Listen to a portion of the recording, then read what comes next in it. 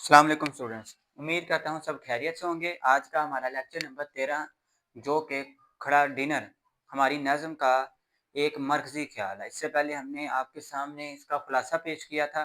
आज का हमारा लेक्चर नंबर 13 मरकज़ी ख़्याल पर मुश्तमिल होगा। मरकज़ी ख़्याल आप पेपर के किसी भी उस जगह पर लिख सकते हैं जहाँ आपको नज़र आ रहा है कि ये आपकी 2 से 3 लाइनें वहाँ मुकम्मल आ सकती हैं।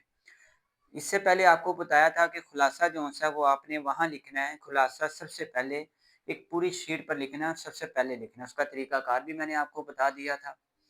मरकज़ी ख़्याल भी है, आपको मरकज़ी ख़्याल भी दिया जाएगा या खुलासा भी दिया जाएगा, जो उसकी चॉइस होगी वो आपको दे दी जाएगी।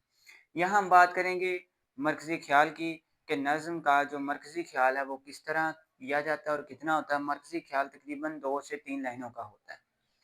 तो यहाँ बात करेंगे मरकज़ी ख़्याल की कि मरकज़ी ख़्याल है खड़ा डिनर सैयद मोहम्मद जाफ़री ने यूरोप में खड़े होकर जो डिनर करते हैं या खाना खाते हैं शादियों में, उसकी तक़लीद करने वालों पर एक तंज़िया नज़्म लिखी है। अहले यूरोप की तक़लीद में औरतों में खड़े होकर खाने का रिवाज हमारे यहाँ आम है।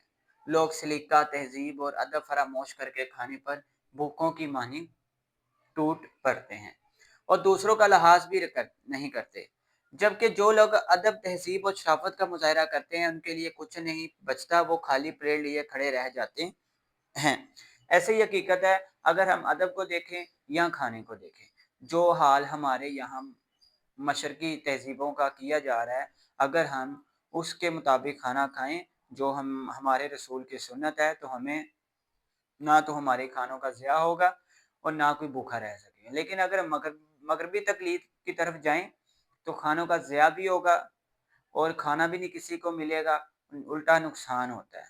क्यों होता है? क्योंकि हम जो-सा वो फ़ितरत और हमारे दीन से दूर जा रहे हैं। अगर हम उसके पास और उसको फ़ॉलो करेंगे तो ऐसा नुकसान नहीं होगा। ठीक है बेटा, ये हमारा खरा डिनर था। इसके बाद का लेक्चर हम आपके साथ इसकी तशरीह पेश करेंगे। तब तक के लिए अल्लाह हाफ़िज़।